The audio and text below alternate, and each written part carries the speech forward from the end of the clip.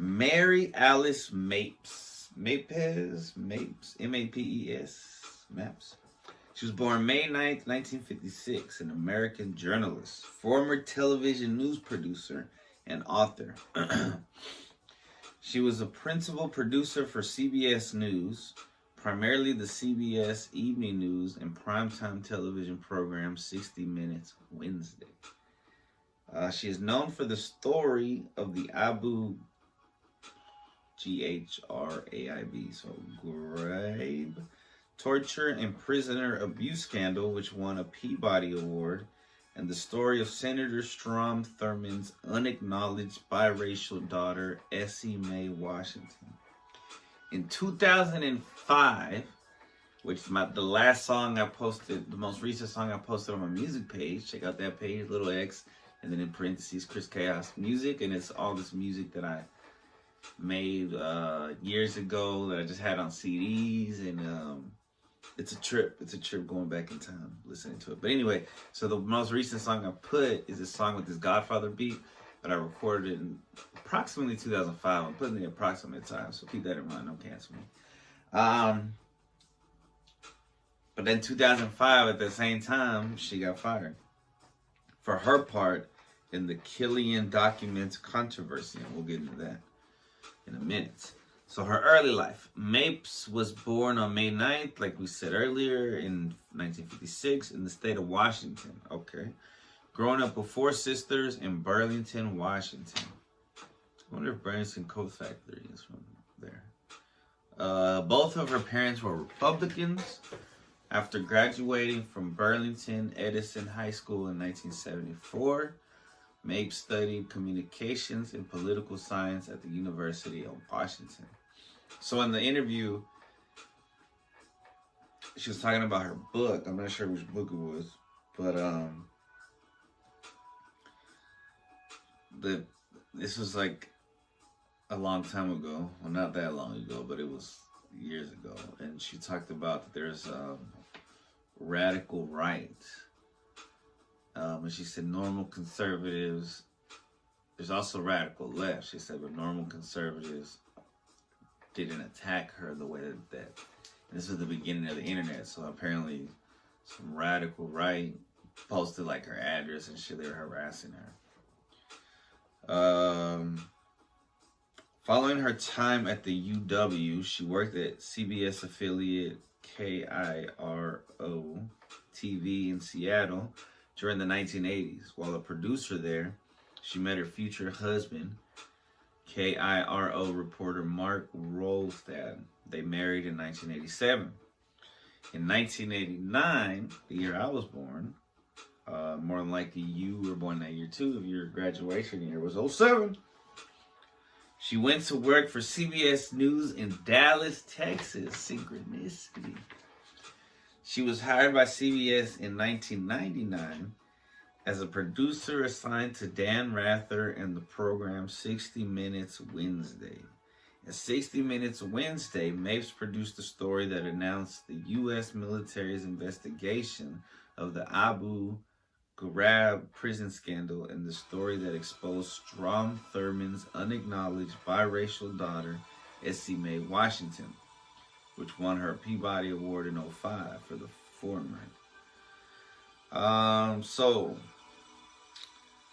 the Killian documents controversy. Mary Mapes produced a segment for 60 Minutes that aired criticism of President George W. Bush's military service. That's right, I'm starting to remember now the interview.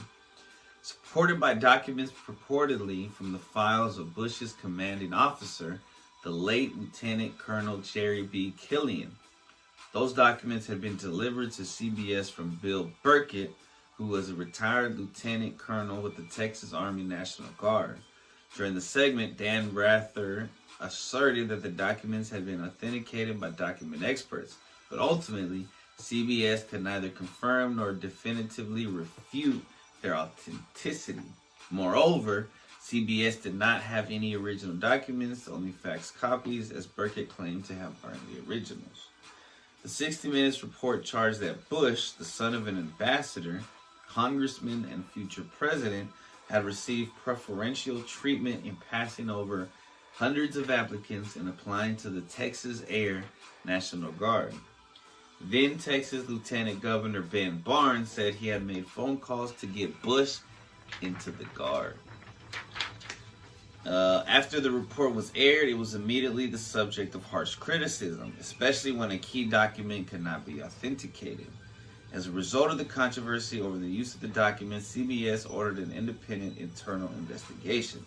The panel in charge of investigation was composed of Dick Thornburgh, formerly governor of Pennsylvania and United States Attorney General in the George H.W. Bush administration, and Louis Bocardi, retired president and CEO of the Associated Press. The Thornburgh-Bocardi report said that some of Bush's former instructors or colleagues had told Mapes that Bush told him he wanted to go to Vietnam, but that he could not go because there were others ahead of him with more seniority. Mapes was criticized for failing to air them in the 60 Minutes report to balance the allegation that Bush had applied for service in the Guard to avoid serving in Vietnam.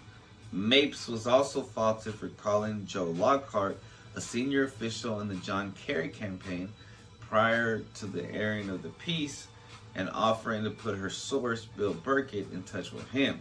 However, Mapes stated that Burkett had asked her to give his phone number to someone in the Kerry camp to discuss the Swift Boat campaign, for which she had asked permission. She had said in retrospect she would not have done it. Lockhart and Burkett also stated that the conversation had nothing to do with the CBS reports or the documents, but to do with the Swift Boat campaign. Following the investigation, Mapes, along with others involved, were accused of lapses in judgment. Her 15-year tenure at CBS ended when she was fired as a result of the scandal. Although the panel did not determine the memos were fraudulent, it stated there remained substantial questions regarding their authenticity. According to the panel, a myopic zeal to be the first news outlet to broadcast an unprecedented story about the President's National Guard service was a key factor in explaining why CBS News had produced a story that was neither fair nor accurate and did not meet the organization's internal standards. The panel proclaimed that at least 4 factors contributed to the decision to broadcast the report. The combination of a new 60 Minutes Wednesday management team, great deference given to a highly respected producer and the network's news anchor, competitive pressures, and a zealous belief in the truth of the segment. The panel also stated that it cannot conclude that the political agenda of 60 Minutes Wednesday drove either the timing of the airing of the segment or its content. Mapes was terminated. It's a weird way to say someone was fired. By CBS. It's like terminated. By CBS in January 2005. Asked to resign were Senior Vice President Betsy West, who supervised CBS News primetime programs, 60 Minutes Wednesday executive producer Josh Howard, and Howard's deputy, senior broadcast producer Mary Murphy. Mapes said she did not think her actions were faultless, but she stood by the story. She said that the authenticity of the documents had been corroborated by an unnamed key source, and that journalists often have to rely on photocopied documents as the basis for verifying a story. Moreover, Burkett admitted lying to Mapes and the 60 Minutes team regarding the source of the documents. In an interview with the Washington Post, Mapes said Karl Rove was an inspirational figure for the critics of the segment. Rove called Mapes' work the gift that keeps on giving due to the story's lurid foundations and the apparent boost it gave to President Bush during his re-election campaign.